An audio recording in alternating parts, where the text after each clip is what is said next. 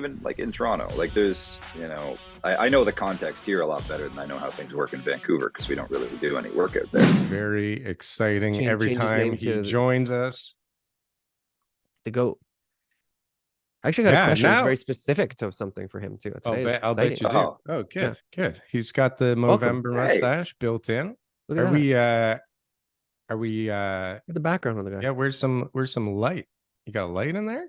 It looks good. What do you mean? Look at the contrast. No, it's like Max Headroom. This is AI version of Greg Ewens. This is how you guys are figuring out how to keep up with all the work everybody's throwing at you, right? This is my secondary meeting spot because my wife's upstairs doing a meeting, and so she's working. And so yeah, this is where I do public meetings because it looks like I'm in just a nondescript void, and for whatever reason, it plays well with the committee.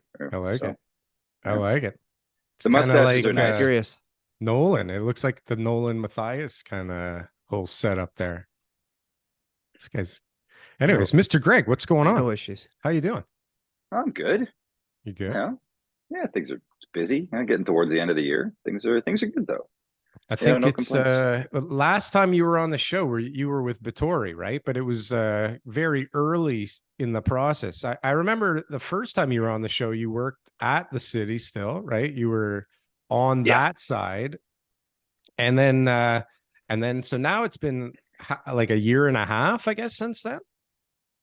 Yeah, it was September when I jumped over to Batory on the private sector. Year. So yeah, it hasn't even been that long. It's been a quite the journey. Quite the journey we've been on with you, Greg. From the end of the city planning days to going private. I'm still a city planner. I'm still doing that. It's just I'm on the other side of the table. You're on the other side of the table.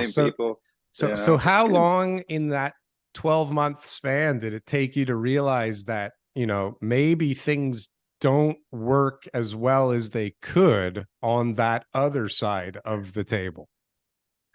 Oh, I mean, like that. This is the thing. I think everybody knows that, regardless of what side you're on. I think there's always room for improvement. Like Toronto's a giant bureaucracy. It's sort of a lumbering dinosaur of policy and requirements and things that take a long time to change. And you're seeing right now, like people have a hard time with that. Like look what they just did in Vancouver. Where they're like, all right, we're gonna do something that, frankly, the Ontario government could have done a long time ago. Should have done. I'm just diving right into planning policy, but hold on a sec. Let's back up a sec. What did Vancouver do? Yeah. Let's give everybody a little background in case they're not right up to speed on everything at the exact moment it happens. Oh, you mean all your listeners, viewers aren't looking at planning policy updates from across the country? I'm sure a couple of them are.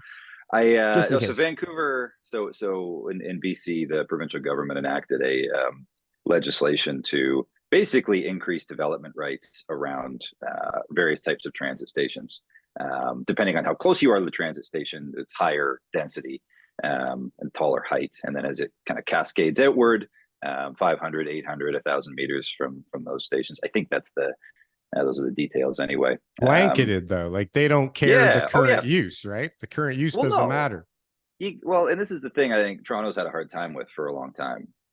Like we have these areas that are, everybody was ripping on the yellow belt for years, and now there's been some traction in changing that. But what this policy did is, in Vancouver anyway, is take those low-rise residential areas, and it's going to allow for people to build 4 or 6 or 8-story or even taller buildings in some cases, depending on where you're located. And that's great. That's what we should be doing because they want to encourage people to drive less, to use transit more, to, utilize the city's investment in transportation. And, the fewer roads you have on the cars, the better it is for everybody else who has no choice but to drive. Does this mean that if I own a house somewhere in that zone that I can just throw up an 8-story building on my property? Well, there's always, conditions and criteria around these things. Okay. But it's moving in a direction that is far less restrictive than it would have been to date, because far less restrictive. Yes. Like, and even in Toronto, like there's, I know the context here a lot better than I know how things work in Vancouver because we don't really do any work out there. Hey guys, thanks for watching our clips channel. Why don't you go and check out some more clips? We got lots of other good content somewhere over here. Don't forget to like, comment, and subscribe. Boom. That was good. That was good. I like that. That was good.